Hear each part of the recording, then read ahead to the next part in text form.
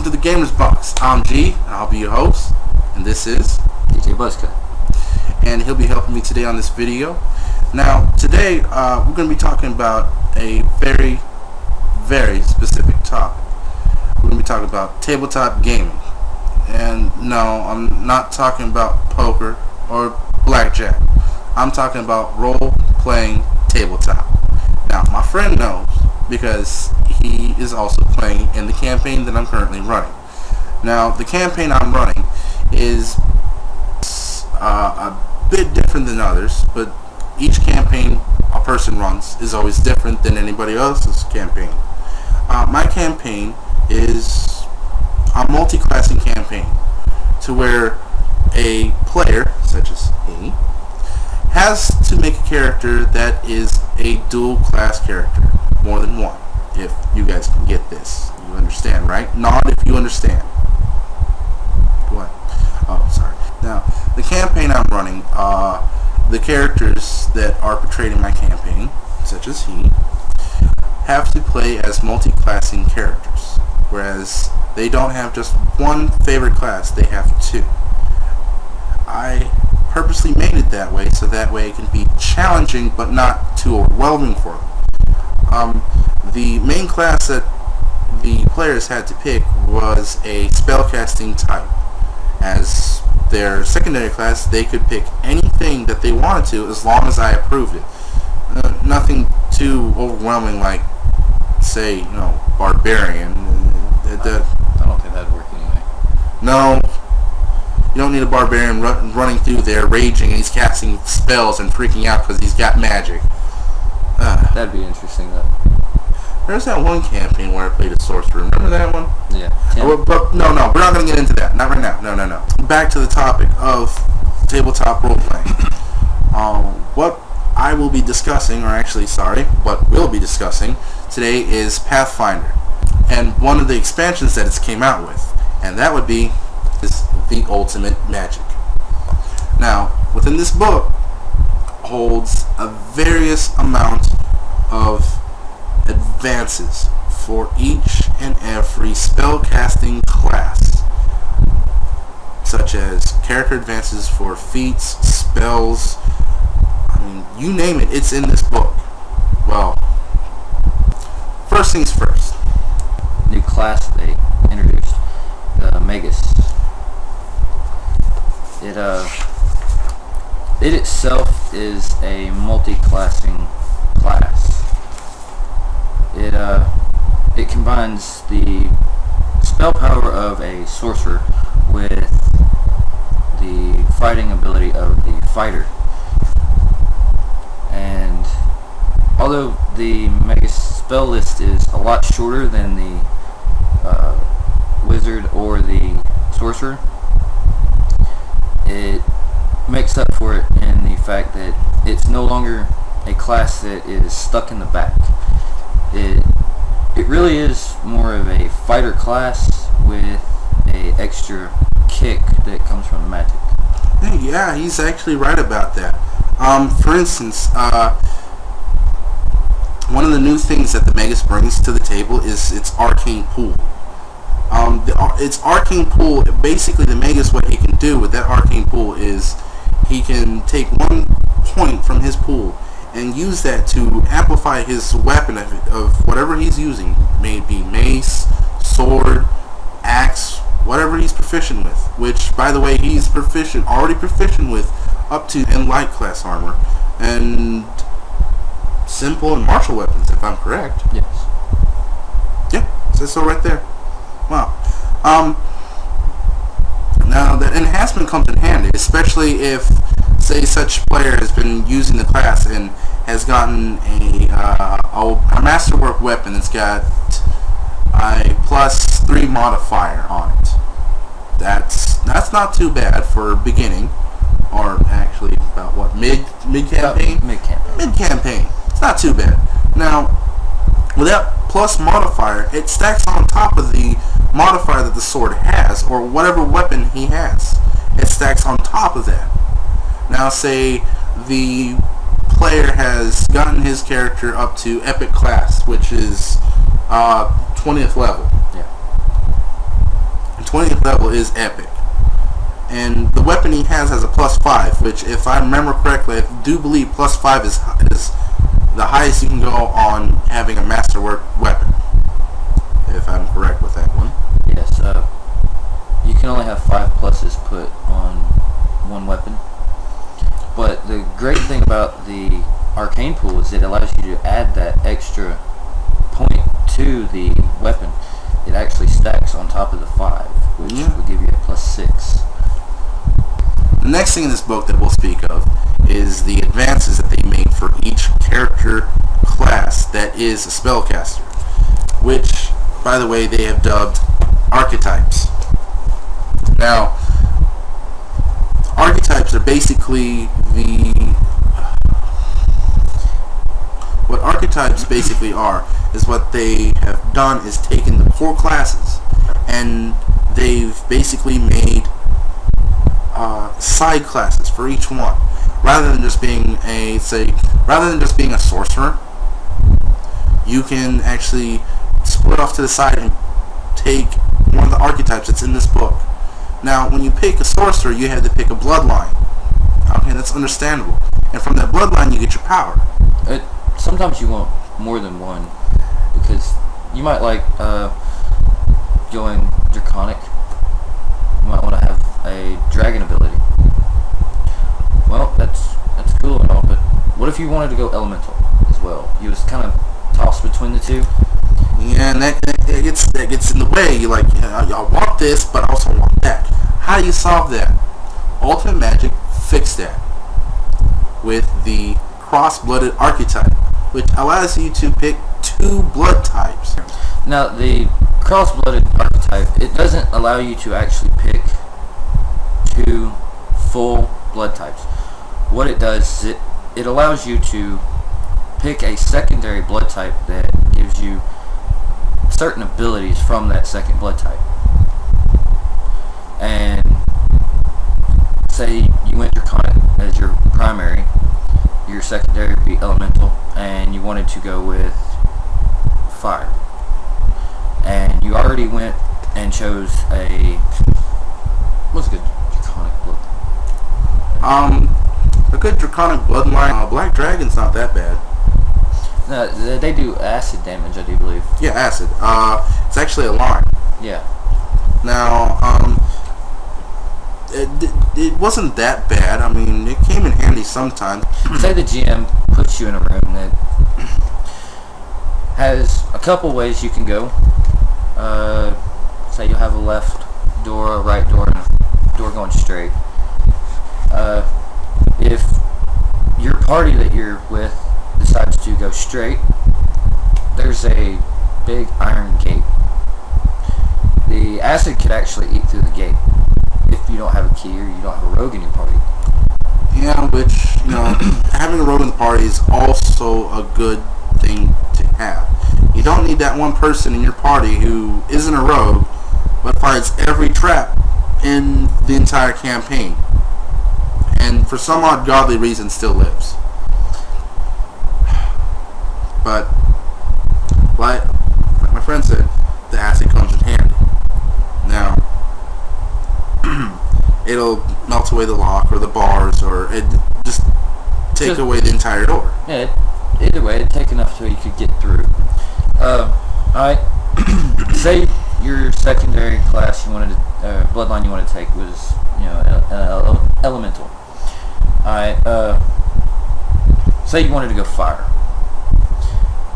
Well, it would allow you to cast certain abilities, and it give you certain special abilities from that bloodline, and it would also give you open up more spells and bonuses for that bloodline too.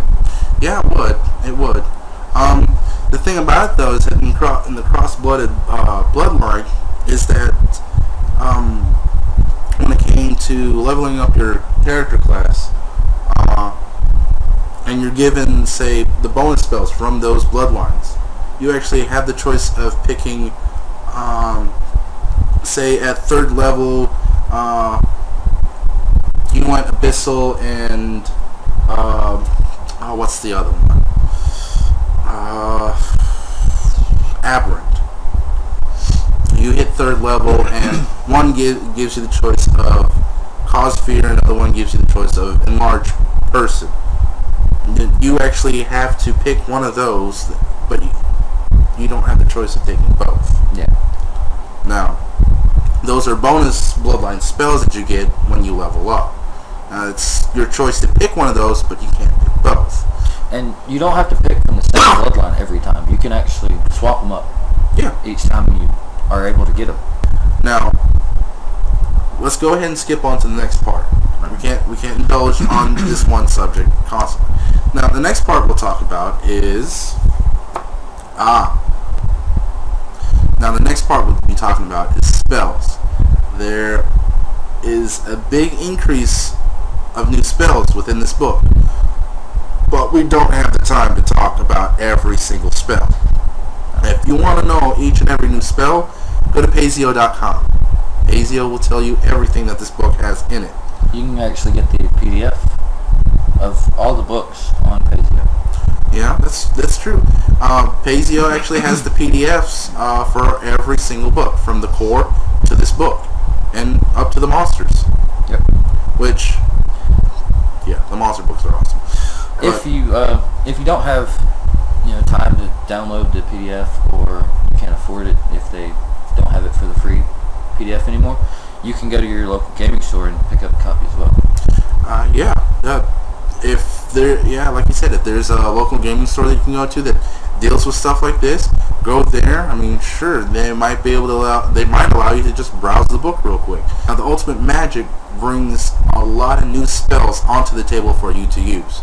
Now, it's also up to the game master or GM to allow such a book to be used. I have allowed this book to be used in my campaign.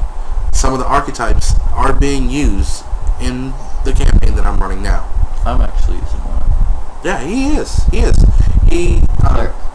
He's using the necromancy. His main character class is cleric, and your secondary is sorcerer, correct? Yes. Now, the archetype that he took for the cleric is a necromancer, which also brought up the question: why does the cleric have an archetype of necromancer when basically the cleric is, a healer? I'm confused. I'm still confused about it slightly, which actually comes in after seeing the necromancer, used in my campaign. I'm kind of shocked and awed, and at the same time kind of disappointed in how my campaign's kind of going a little bit. That'll be alright. Yeah. You know what? You can go. What's this? There's color everywhere. What's this? We're sorry about that. We don't mean to use profanity on this channel. It's just, sometimes things get out of hand. No. The next thing we'll talk about is, like I said, is the spells. But as I said, we're not going to get into that. The one thing that really stands out the most in the spells is the designing a spell. Yes, you can design your very own spell in the Ultimate Magic. I wouldn't recommend it for somebody who's just starting out, though, because it is kind of difficult. You have to know the basic rules from the core book on how spells work. Now, which he's right about that. If you don't understand the basic rules from the core book, then jumping straight to this book and trying to do such a thing, it's gonna prove highly difficult for you. Now, there is one thing that you have to remember about the designing a spell in this part of the book, is that it has a golden rule. You have to compare your spell to similar spells that are within the book or within the other books, and also compare it upon its intended level as well. I mean, you don't want to make one spell that's just completely that has great destructive power, but for a really low level. Yeah, for a really low level. You just don't do that. This section is really good for GMs, which the player characters can use this section. I would suggest running anything you come up with by the GM to make sure it's Yeah. allowed. Like, the campaign I'm running, they're all spellcasters. They can use this themselves. They can create a spell if they want to, and they just have to run it by me. I have to go over it, and make sure it's not completely just One-sided. one-sided. Now, by creating a spell, by all means, have fun with it, but don't make it uber. Not for low level. You don't want to disrupt the balance too much. If you're able to create a powerful spell for, like, say, a level 2 spell, and it does more damage than it's supposed to for that level, and your GM doesn't notice, you could literally offset the balance of the campaign to where Yes, you can. the GM would literally throw his book at you. I've seen it happen. Now, skipping spells, we'll move on to the next subject, which is a new addition besides the design of spells, which the Ultimate Magic has added words of power. Okay, before you continue, the words of power, it's not what you think. At least it wasn't whenever I first heard about it. I'm probably with you on this one too, because I was thinking, you say one word and something happens. It really doesn't work that way. No, it doesn't. Words of power is a different way of casting spells. Now, with words of power, basically, it's how should I put this? To use words of power, it would be best to use for a campaign setting that, say, let's say that all teaching of arcane magic is gone. Learning from books and scrolls is gone. The only way for you to cast spells is through word. How do they put it? I think it was word association. Word magic. That's basically a good way to put it. Pretty much what you do is you have target words, you have effect words, and you have your meta words. You have to pretty much create sentences or phrases, and depending on what target words, effect words, and meta words you use would depend on what spells you cast. Now, the book also gives you an example of part of the word magic, as it's put. One of the examples is for a magus, sorcerer, or wizard. The example goes burst, fire, blast, and that's for a 3rd level. It says here that it's a simple word spell that does 1d6 points of fire damage per caster level, which that's not too bad. No. Now, you can arrange a vast array of word spells, but yet again, we can't indulge an entire video just talking about this. We're just here to just tell you exactly what's going on. Well, I think that's it. I think that's everything that we decided to discuss with everybody on the channel today about the Ultimate Magic book, which, by the way, you can either order online at Pazio.com. Yep. Either order online at Pazio.com. Either you can get the book, or you can. I don't know if it's still free, like you said, or not. The PDF. The PDF might be a little bit cheaper. But until next time. The next video that we will put out will be the secondary expansion, which is the Ultimate Combat, which, well, as you're thinking, which talks about combat. Dude, don't we have to go? We have to go somewhere, don't we? Yeah, we have to go to the grocery store, dude. Alright, crap. Oh well, let's see, where is... there we go. Wait, should I use this? Or this? Where'd you get that? eBay? Well, I can use this. It's quiet, but I have to get close. use this, keep my distance, but it's loud. What's that?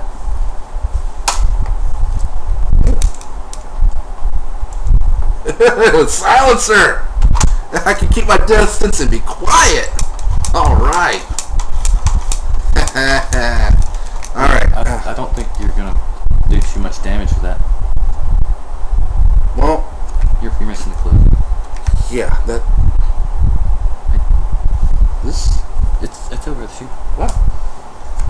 Did you just randomly have like guns and ammo laying around your house? Oh, that's gonna be awesome! Yeah! Ha-ha! But, wait.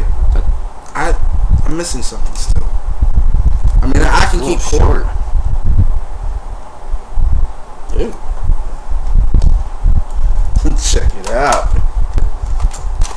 Aha! Yeah, this'll work. This'll definitely work. Haha! Dude, can you go find the car keys, please? I don't know where the car keys are. I don't know. Hang them by the door. Here, do something with that. What the hell do you want me to do with this? Just use it. I'll keep them from afar, and if anyone get close, you hack them with that, dude. It just works. AR, kill. DMR, kill. Sniper, kill. Shotgun, kill. Plasma, kill. Melee, kill. Double, kill.